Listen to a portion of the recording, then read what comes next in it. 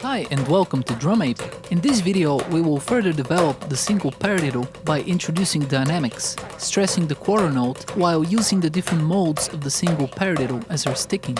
Adding dynamics will radically change the way we perceive the rudiment as we add a variable, the alternation of accented and unaccented hits. By stressing certain notes, we have to calculate not only the sticking but also the placement of accents, and that presents a real challenge to the unprepared mind. When we say dynamics, we really mean dynamic range, the difference between the softest and the loudest sounds. This is all very relative, so we need to set some standards and definitions by which to operate, so we can have quality control over our performance. The dynamic range we choose will be limited to the difference between a strike and a tap. There are two main differences between a strike and a tap: their heights and the force we exert through the stick. A strike has both more height and more force, while a tap has a significantly lower height and is played with the wrist relaxed. Let's choose what the heights would be. For a strike, we start with the stick pointing up and perpendicular to the floor. For the tap, we start with the stick only slightly higher than the pad surface and parallel to the floor. Note that the wrist is in straight position.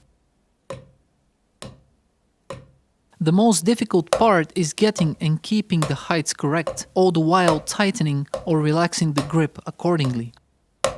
A tap played forcefully still sounds and feels like an accent, so close attention should be kept to the difference in quality of the accented and unaccented hits. Now that we have defined the difference between a strike and a tap, let's apply this to each mode of the single paradiddle. We'll start simple by adding an accent at the beginning of each half, the right lead and the left lead, so on the first and third quarter notes. For the first mode we get right, right, left, right, and left, left, right, left. We are immediately faced with a challenge. Hitting an accent followed by a tap with the same hand is difficult if you want to make both hands sound uniform. However, that's precisely what we need to work out. The best way to approach this is at a slow tempo, really watching out to make all the heights correctly. Make sure you relax the accenting hand before the tap comes.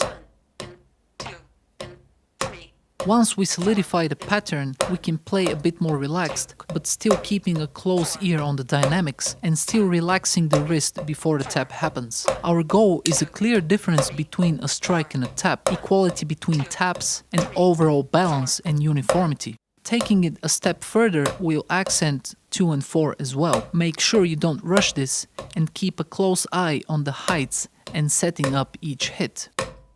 Let's take a look at the second mode. We get right, left, left, right, left, right, right, left. This should be relatively straightforward, provided you are used to the sticking.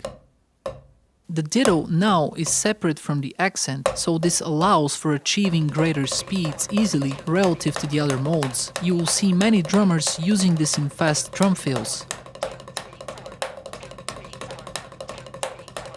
The second mode does get tricky though when we add accents on 2 and 4. Now we have to perform a tap followed immediately by a strike. Once again, it is best to approach this with patience and mind the heights and force. Achieving uniformity here will give you more flexibility later on, so it's best to not overlook it.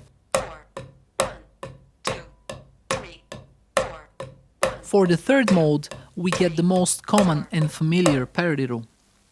Right, left, right, right, and left, right, left, left.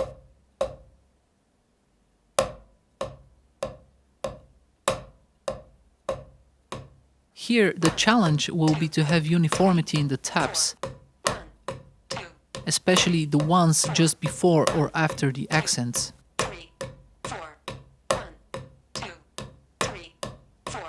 Now let's add accents on 2 and 4.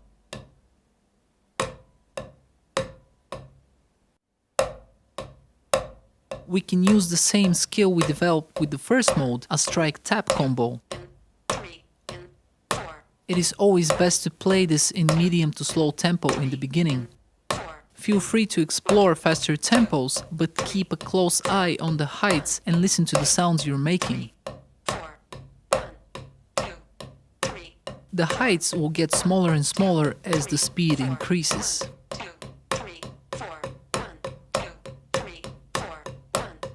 The fourth mode features an inverted double stroke, so it is inherently difficult to play fast. Now we also introduce accents on 1 and 3, so the difficulty is raised even further. The speed here will be limited to how quickly you can perform a tap-strike combo, and that might take longer to develop, but that's only normal.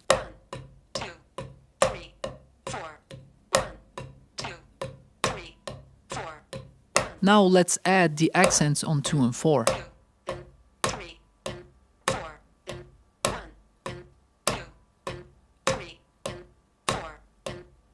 So this was the single paradiddle extended as an introduction to adding dynamics. In my next video, we'll take it a step further into the non-linear by adding flams. Please like and subscribe, that way I'll know you want to see more free videos like this one.